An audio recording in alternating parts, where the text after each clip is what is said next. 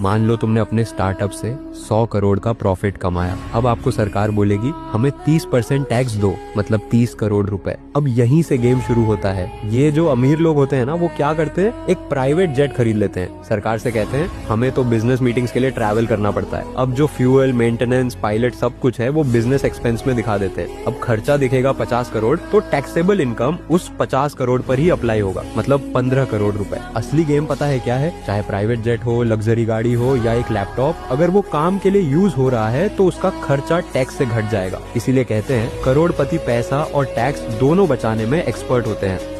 मान लो तुमने अपने स्टार्टअप से 100 करोड़ का प्रॉफिट कमाया। अब आपको सरकार बोलेगी हमें 30% टैक्स दो, मतलब 30 करोड़ रुपए। अब यहीं से गेम शुरू होता है। ये जो अमीर लोग होते हैं ना, वो क्या करते हैं, एक प्राइवेट जेट खरीद लेते हैं। सरकार से कहते हैं हमें तो बिजनेस मीटिंग्स के लिए ट्रैवल करना पड़ता है। अब जो फ्यूल, मेंटेनेंस, पायलट सब कुछ है वो बिजनेस एक्सपेंस में दिखा देते हैं। अब खर्चा दिखेगा 50 करोड़, तो टैक्सेबल इनकम उस 50 करोड़ पर ही अप्लाई होगा, मतलब 15 करोड़ रुपए। असली गेम पता है क्या है? चाहे प्राइवेट जेट हो, लग्जरी गाड़ी हो या एक लैपटॉप, अगर वो काम के लिए यूज हो रहा है तो उसका खर्चा टैक्स से घट जाएगा। इसीलिए कहते हैं करोड़पति पैसा और टैक्स दोनों बचाने में एक्सपर्ट होते हैं।